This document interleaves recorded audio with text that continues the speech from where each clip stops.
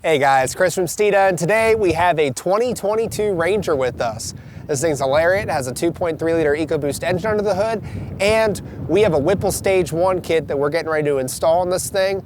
We're going to show you before 0 to 60, before dyno pull, the installation itself, and ultimately an after 0 to 60 and after dyno pull.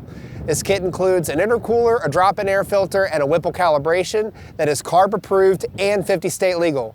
So I'm going to stop talking about it. We're going to show you how this thing works. Here we are with the Whipple Stage 1 kit fitting 2019 to 2022 Rangers. Obviously the Ranger has a 2.3 liter EcoBoost engine, so we're not talking about superchargers, we're talking about turbos, intercoolers, and engine calibrations. Everything here in the Whipple kit, it's very simple. You get an intercooler upgrade, a massive intercooler at that, as well as an engine air filter and the new HP Tuners RTD Plus engine calibration that's going to help tie all this together and increase horsepower and torque.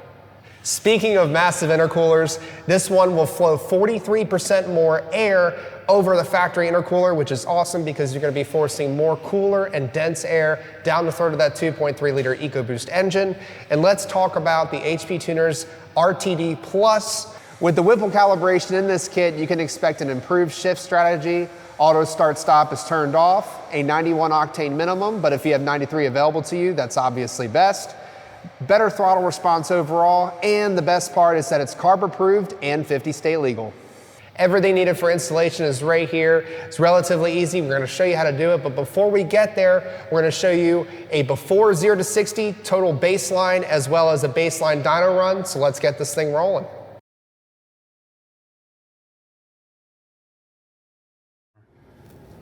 All right, we're ready to take this Ranger bone stock 0 to 60 runs. We'll do 2 or 3 runs here and get the best one.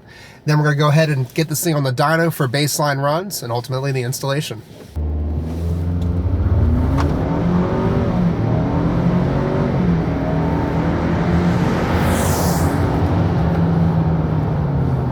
All right.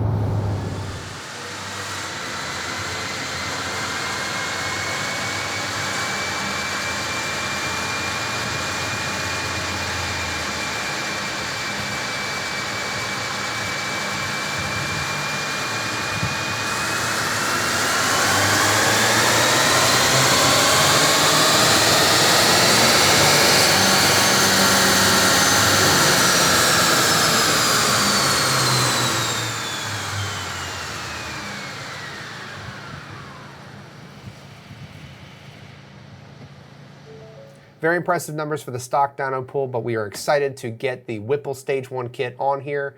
First things first, we want to make sure that we do take the front bumper off in your installation. We did not do that in ours, but to make things a lot easier for you, we recommend taking the front bumper off. Grab your panel removal tool and go ahead and remove the radiator cover from the engine bay. Next, you want to remove the 4 screws that are holding the radiator upper shield or shroud. Next, grab a flathead screwdriver and slowly work each clip on the bottom of the upper grill loose. It's going to take a little bit of time for you to get this, very similar to the Mustang grills on the S550 cars, but once you get each clip loose, you should be able to slowly work the upper grill out of the vehicle. Next, you want to make sure that you remove the 2 fasteners on either side of the intercooler. There's one for each side. Next, you want to make sure that you disconnect the turbocharger boost pressure sensor on the driver's side of the intercooler. Then remove the 2 fasteners securing the intercooler to the Ranger itself. After that, you'll want to remove the isolators from the top of the intercooler. You'll see those at the bottom as well by the 2 brackets underneath, and that way you can get the intercooler out of the vehicle. Next, you'll want to disconnect the inlet and outlet pipes on the factory intercooler. Just check out the graphic here and you'll see the easy way that these can disconnect. Next, you'll want to move to under the vehicle. Some vehicles may have a factory skid plate, so you'll want to remove the skid plate in order to get access to the lower brackets holding the intercooler in place. There's 3 bolts for each bracket, one on the driver's side, one on the passenger side, that you'll need to remove using a Torx bit. Make sure you remove the fastener and the push pin to the hood latch cover. That way you can take the cover off and get access to the rest of the hood latch. You'll want to mark the hood latch where it is currently, because this is an adjustable piece, and go ahead, disconnect the hood latch sensor as well as the whole hood latch itself. That way you can get enough room to remove and install the mega cooler from Whipple. After that, you want to transition all of the hardware from your factory intercooler over to the new Whipple mega cooler. Once you have the intercooler slid into place, make sure the isolators are on there and slid into the proper holes, both top and bottom, and slide the intercooler into place. Go ahead and use the nut to reinstall right by the isolator on the top on either side. Go ahead and reinstall your hood latch at this point, and then grab your shroud and get that back into place as well. Remember, there are 2 bolts to hold that shroud into place. Don't forget to get underneath the car, get your brackets back into place on either side. Remember, there's 3 bolts for those, as well as the rubber isolators to hold the new mega cooler from Whipple in place. Once you have everything tight and snug, you're ready to grab your upper grill and get that installed back into place. We did have an aftermarket grill for this customer, but installation was the same exact way as your factory grill. Go ahead and bolt the upper grill back into place, and then ultimately your radiator cover along with the push pins and clips, and after that your installation is complete. Once you have the intercooler installed, don't stop there. Grab your RTD Plus tuning device from HP Tuners and get that plugged into your Ranger. Just go ahead and follow the directions that Whipple provided. They're very intuitive. The first thing you want to do is grab the stock calibration off of your Ranger. Once you have that saved to your computer, then you will send that with a calibration request to Whipple for the Ranger Stage 1 calibration with all the details on your vehicle. They're going to use that initial stock calibration to develop the file for your Stage 1 tune, and then they will send back a revised calibration for you to load to the vehicle. Once you have the new calibration, it's very easy. Just load that into the program and ultimately to your Ranger. Last but not least, make sure you grab your K&N drop-in air filter as part of this kit and reinstall it in the factory location in your stock air box. Very simple. That completes this installation. Now that you have your drop-in air filter, your Whipple mega cooler, as well as the Whipple Stage 1 calibration for your Ranger installed, let's see what kind of numbers this thing makes on the dyno.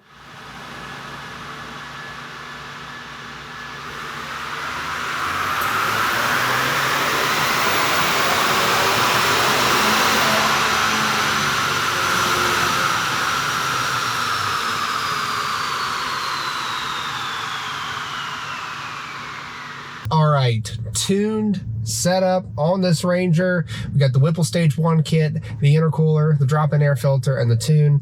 Definitely picked up some serious horsepower mid-curve, so I'm excited to see how this thing does in 0 to 60.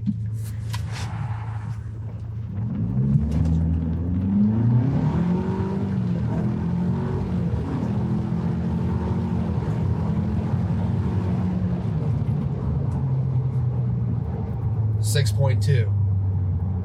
So a 1/10 quicker than yesterday. The DA is not as good as yesterday. It's a little bit more humid today. The temperature's higher. You factor that in with a little bit of wheel spin I got off the launch.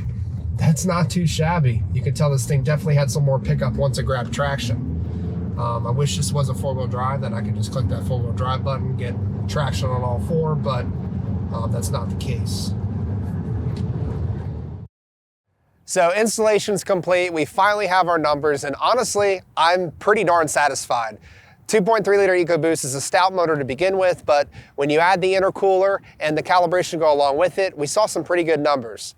Now, one thing to note is on the dyno pull, couple little things. First off, the 1-to-1 gear is 7th. We could not run that stock versus tune because of the top speed limiter at 110 mile an hour. So we had to run the pull in 5th gear, and ultimately we had an issue getting a solid RPM signal off of the ignition coil, which means instead of RPM, we're looking at speed on the bottom part of the dyno graph, which means we won't get torque numbers, unfortunately, but the horsepower tells you exactly what you need to see. The meat of the curve is where you're going to see the biggest gains. We saw nearly 50 horsepower gain in the meat in the curve, and you're talking about peak numbers. 13 horsepower is no slouch. But from stoplight to stoplight, when you're towing in this thing, and frankly, it's a truck, you don't really need to worry about peak numbers. It's all about the meat of the curve, and a 50 horsepower gain It's a huge increase, and you definitely feel that in the seat of your pants. Now for 0 to 60, bone stock, baseline, 2-wheel drive Ranger, we saw 6.33 seconds 0 to 60. That's given a little bit of brake boost off the line, and it really didn't have any traction issues or anything like that. No drama, all the way up 60 mile an hour, 6.33 seconds. Now, with all that additional torque and horsepower in the meat of the curve, that presented a little bit of a situation when it came to getting that power down to the ground on these all-season truck tires. So we saw a 6.2 seconds 0 to 60 tuned. However, we did have some wheel spin issues in first gear. And on top of that, the DA is a little bit higher today, as well as the humidity and the temperature than when we tested it yesterday. So ultimately 6.2 seconds with all of those kind of handicaps working against us. But man, do you feel it from the seat of your pants. If you're passing somebody on the highway, or you're doing that 30 to 60 passing zone, or frankly, anytime you're working your way through that power curve, you're gonna feel this thing pick up real quick. All in all, installation really wasn't too bad for this thing. Like I said, we do recommend to take off the front bumper. What would make installation a little bit easier, fitting that massive intercooler in the factory location. But you tie in the drop-in air filter, the intercooler, and the calibration. We saw some awesome gains. That seat of the pants feel, you really can't go wrong with this Whipple Stage 1 kit for your 2.3 liter EcoBoost Ranger. Now, this kit is 50 state legal and carb approved. That's a big deal. You won't have any issues with emissions, which is great. And if you're looking to pick up this kit or any other Ranger parts for your Ranger, visit us at Steeda.com. Go ahead and comment below, let us know your thoughts. We want to hear what you think, or if you want to see any other videos on the Ford Ranger, hit that like, subscribe, that notification bell, and don't forget the most important thing, speed matters.